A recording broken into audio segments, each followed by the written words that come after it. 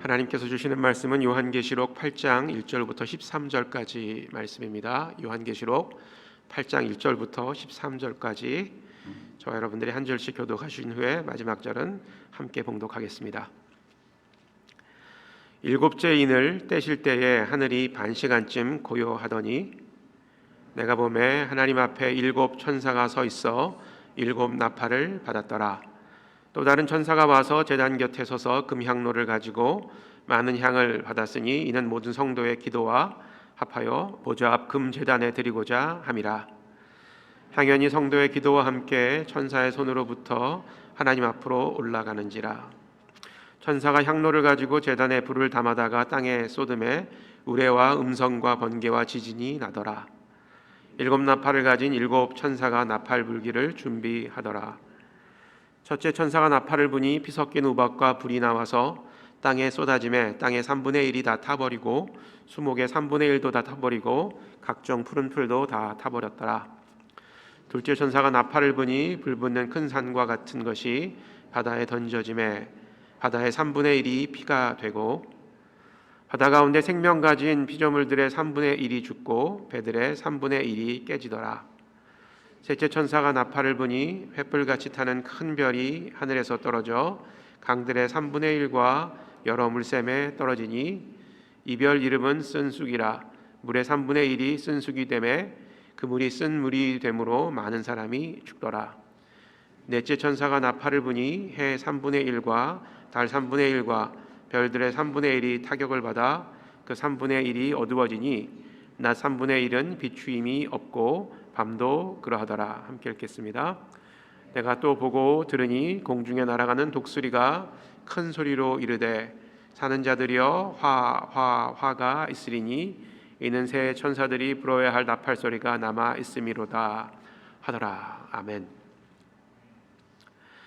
6장부터 시작된 이 심판에 대한 예언, 이것은 계속해서 일곱 인, 또 일곱 나팔, 일곱 대접으로 이어지는데 일곱이 이어지면서 그 심판의 강도가 조금씩 세어지는 것을 우리가 본문을 통해서 볼 수가 있습니다. 오늘 저희가 함께 읽은 이 본문은 이 세 가지의 심판 중에서 두 번째 나팔 심판에 관한 내용을 다루고 있습니다. 먼저 나팔의 용도에 관한 사전 지식을 가지고 본문을 묵상하면 좀 더 이해하는 데 도움이 될 것입니다. 구약에서부터 이 나팔의 목적은 여러 가지가 있었는데 이 광야에서 행진을 할 때 백성들을 소집하고 또 전쟁 시에는 경보의 역할을 담당을 했으며 또 지파들이 행진할 때도 이 나팔을 불면서 행진을 알리는 그런 목적으로 사용이 되었습니다. 우리가 잘 알고 있는 여리고 전투에서는 도성을 그 7바퀴 돈 후에 마지막 나팔을 불었을 때 이 여리고성이 묻어지는 것을 우리가 알고 있죠. 도성을 멸망시키는 그런 역할로도 어떻게 보면 무기의 역할을 감당했다고도 볼 수가 있겠죠. 그리고 절기를 지키기 위해서도 사용이 되었고요. 요한계시록과 같은 오늘 저희가 묵상하는 요한계시록과 같은 이 묵시문학에서는 종말론적 심판을 선포하는 도구로 사용이 되어졌습니다. 이제 좀 더 이 구체적으로 심판의 내용을 살펴보면요, 첫 번째 나팔부터 네 번째 나팔까지에 대한 심판의 내용이 오늘 본문에 기록되어져 있는데요. 첫 번째 나팔은 일곱 번째 인이 띄어지고 나서 하늘이 반 시간쯤 고요해진 후에 첫 번째 나팔 심판이 이어지는 것을 볼 수가 있습니다. 여기서 이 반 시간이라는 이제 시간적인 어떤 그 표현이 나오는데 이 시간이 얼마나 길었는지는 우리가 이제 판단하기는 어렵지만 그다지 그렇게 긴 시간은 아니었을 것 같습니다. 이 반 시간 동안 어떤 일이 있었냐면 모든 것들이 침묵하고 고요해졌다라고 오늘 본문은 기록하고 있죠. 그래서 어떤 신학자들은 이 반 시간의 침묵의 시간이 자연조차도 두려움과 긴장 속에서 하나님께서 어떤 심판을 내리실지 이 두려움 속에서 긴장된 상태로 기다렸다라는 그렇게 의미로 해석을 합니다. 그리고 또 한 가지의 해석은 하나님께서 이 성도의 기도가 하나님께 올려지는 것을 기다리고 있는 시간이셨다, 기다리고 있는 시간이었다, 이렇게 해석을 하는 그런 신학자도 있는 것을 볼 수 있는데요. 이 뒤에 이제 기도에 대한 이야기, 그가 향연과 기도에 대한 이야기가 나오는 걸로 봐서는 하나님께서 성도의 기도를 이렇게 기다리고 있었다라는 그런 해석이 꽤 타당해 보입니다. 3절을 보게 되면요, 3절에서는 일곱 나팔을 받은 천사 이외에 다른 역할을 담당하는 천사가 등장을 합니다. 이 천사가는 제단 옆에 서서 금향로를 가지고 향연을 담고 성도의 기도와 함께 하나님께 올려드리는 그런 역할을 합니다. 그리고 이어서 금향로로 불을 담아서 땅에 쏟아버립니다. 땅에 쏟아버리고 나니까 천둥과 번개, 재난이 시작되는 그런 시작을 알리는 것을 볼 수가 있죠. 이 요한계시록 5장 8절에 보게 되면 여기에도 이 기도에 대한 이야기가 기록되어져 있죠. 제가 한번 읽어보도록 하겠습니다. 그 두루마기를 취하심에 네 생물과 24 장로들이 그 어린 양 앞에 엎드려 각각 검은고와 향이 가득한 금대접을 가졌으니 이 향은 성도의 기도들이라. 이 향은 성도의 기도다라고 이야기를 하죠. 향 자체가 기도라고 표현을 하고 있습니다. 그런데 오늘 저희가 묵상하고 있는 18장 3절의 본문에서는 이 향연과 성도의 기도를 좀 이렇게 분리하는 것을 볼 수가 있죠. 보다 세밀하게 표현하고 있는 것을 볼 수가 있습니다. 천사가 제전 옆에서 이 향을 금향로로 받고 또 성도의 기도를 받아서 하나님께 올려드린다고 말씀을 드렸죠. 천사가 서 있는 곳이 어떤 곳인지를 우리가 한번 주목해 볼 필요가 있는데, 이것은 제단 옆에 섰다라고 이렇게 표현을 하고 있는데, 이것은 구약의 제사 의식을 이제 배경으로 하는 것이다라고 이렇게 볼 수가 있겠습니다. 여기서 이제 우리가 주목할 만한 것은 이 제단에서는 이 제물을 하나님께 이제 올려드리면서 제사를 드리는 곳인데, 오늘 본문에 보게 되면 하나님께서 그냥 성도의 기도를 그냥 받으셨다라는 사실을 우리가 발견하게 됩니다. 이 사실은 그 어린 양이신 예수님께서 인간의 죄를 십자가상에서 대속하셨기 때문에 희생 제사를 따로 우리가 치르지 않고 하나님께 나아갈 수 있게 됐다라는 사실을 이야기해주고 있다라는 것이죠. 우리가 하나님께 기도를 통해서 지성소에 들어갈 수가 있고, 또 우리의 죄를 하나님께 고백함으로 하나님께 곧바로 나갈 수 있게 되었다라는 사실을 보여주고 있는 그런 표현이라 볼 수가 있겠습니다. 또한 하나님께서는 성도의 기도를 듣기 위해서 이제 잠깐 기다리시는 그런 그 모습을 본문에서 보여주고 있다고 이렇게 해석을 했는데, 이는 하나님께서 이 성도의 기도를 들으시는 그 이유, 이것에 대해서도 우리가 한 번 정도는 살펴볼 필요가 있다라는 것입니다. 이것은 이 심판이 이 성도를 하나님께서 심판하고 멸망시키려는 것이 아니라, 하나님께서 이 성도들이 하는 기도를 통해서 그 기도를 들으시고 성도를 대적하는 그런 악한 세력들을 심판하기 위함이다라는 사실을 우리가 보게 됩니다. 여기서 오늘 첫 번째 나팔부터 네 번째 나팔까지 하나님께서 내리시는 심판을 보게 되면, 이스라엘 백성들이 출애굽을 할 당시에 이스라엘 백성들을 출애굽을 막았던 그 애굽의 악한 세력들, 그것에 대한 심판 10가지 재앙들이 이루어졌죠. 그 재앙과 연결이 되는 일맥상통하여지는 모습을 저희가 발견하게 됩니다.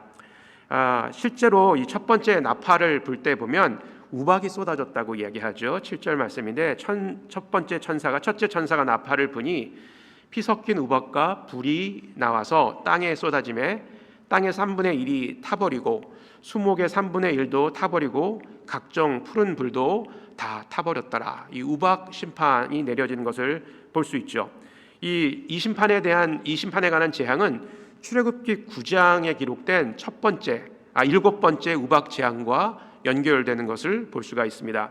뿐만 아니라 이 두 번째 또 세 번째 나팔이 불어졌을 때 물이 피와 순숙으로 변하여 물을 마시지 못하고 또 물을 마신 자들이 죽게 되었다라고 합니다. 이것은 애굽의 모든 하천들이 피로 변했던 그 첫 번째 재앙과 연결되는 것을 볼 수가 있고요. 또 네 번째 나팔 심판은 애굽 전역에 어둠이 덮였던 아홉 번째 재앙과 연결되는 것을 볼 수가 있습니다. 즉 하나님께서는 하나님의 백성을 심판하는 하나님의 백성을 하나님으로부터 떨어뜨리려고 하고 또 여러 가지 고난과 재앙을 주는 그런 악한 영들을 하나님께서 심판하고 계신다라는 사실을 오늘 본문을 통해서 볼 수 있게 된다라는 것이죠. 그런데 이제 한 가지 아주 좀 재밌게 어떻게 보면 좀 특이하게 저희가 살펴보아야 될 부분이 하나님께서 재앙을 내리시는데 그 모든 것들에 있는 모든 땅에 있는 모든 것들의 재앙을 내리시는 것이 아니라 이 3분의 1에 대해서만 재앙을 내리시는 것을 볼 수가 있죠. 3분의 1을 태워버리시고 3분의 1의 우박을 내리시고 이런 것들을 볼 수가 있는데 왜 그러셨을까요? 하나님께서 모든 것을 다 심판하실 수가 있겠지만 그렇게 하지 않았다라는 것이죠. 이 공통점은 모든 생물과 자연을 하나님께서 다 파괴하는 것이 아니라 하나님께서 이 세상 만물들을 여전히 사랑하심으로 그 만물들이 하나님께 돌아오기를 원하시고 계신다. 그것을 기대하고 계신다라는 사실을 우리가 이 말씀을 통해서 볼 수 있다라는 것입니다. 그러므로 이 요한계시록의 말씀은 어떤 심판과 종말에 대한 그런 메시지만을 다루고 있는 그런 책이 아니라 세상과 교회를 향한 하나님의 사랑 그리고 회개의 메시지를 담아서 우리에게 전하고 있다라는 사실입니다. 교회된 우리에게 사랑과 또 회개의 메시지를 하나님께서 전하고 있다는 사실을 오늘 이 본문을 통해서 저희가 확인할 수 있다라는 것입니다. 우리가 알다시피 이 기독교의 역사관은 시작과 끝이 있는 직선적인 구조로 되어져 있는 역사관입니다. 이 불교에서 특별히 원불교에서 이야기하는 그 윤회 사상, 이게 인생이 돌고 도는 그런 것과는 확연한 차이가 있죠. 시작이 있고 반드시 끝이 있다. 시작과 끝이 되시는 하나님이 계시다는 사실 또 이야기를 하고 있습니다. 시작이 있었기에 반드시 끝이 있다라는 것이죠. 하나님께서 하나님께서 시작을 하셨고 하나님께서 그 끝을 정하셨는데 그 끝은 우리가 언제인지 알 수가 없죠. 그러나 이 종말과 심판은 하나님의 종말과 이 심판에 관한 시간표는 어김없이 진행되고 있고 또 그 때는 어느 누구도 막을 수도 없고 늦출 수도 없다라는 것입니다. 우리가 요한계시록을 묵상하면서 우리 마음속에 이렇게 다짐해야 되는 것은 주님께서 분명히 다시 오시고 또 우리는 그 때를 준비해야 된다라는 사실입니다. 심판과 종말을 생각할 때 두려운 것은 사실이지만 우리 믿는 자들은 이 심판과 종말이 오히려 이 세상이 주는 억압과 차별 그리고 고난으로부터 자유로워지고 또 사랑하는 주님을 만날 수 있는 영광스러운 시간이라는 사실을 우리가 꼭 기억해야 합니다. 그러므로 심판과 종말을 기다리며 살아가는 성도의 모습은 세상 사람들과 구별되어야 합니다. 이 구별되는 삶이 바로 거룩한 삶이라는 것 우리 모두가 알고 있습니다. 거룩은 우리에게도 주어진 하나님의 성품이죠. 성도가 거룩해지고 거룩함을 유지할 수 있는 유일한 방법, 그것은 거룩하신 하나님께 나아가 하나님께 연결되어져 있는 것입니다. 우리 스스로 거룩해질 수 없다라는 것입니다. 기도는 영혼의 호흡이고 하나님 아버지와의 교제와 연합을 유지해주는 그런 영적인 도구입니다. 그러므로 성도는 내 기도가 하나님께 연결되어져 있는지, 오늘 본문 표현을 빌리자면 나의 기도가 하나님께 향기로운 제물로 올려지고 있는지를 먼저 살펴보아야 합니다. 혹시 내가 나와서 하는 기도가 정말 중언부언하는 기도는 아닌지, 정말 하나님께서 기뻐하시는 기도인지, 내 욕심과 또 내 정욕을 위해서 구하고 있는 그런 기도는 아닌지 한번 살펴보아야 된다라는 그런 의미입니다. 오늘 본문에서도 하나님께서는 성도의 기도를 기뻐 받으시고 그 기도를 통해서 심판 가운데 우리를 보호해 주시는 그런 분이심을 우리가 다시 한번 확인하였습니다. 또한 성도는 예수님께서 다시 오실 날을 기다리며 늘 깨어 있는 그런 삶을 살아야 되죠.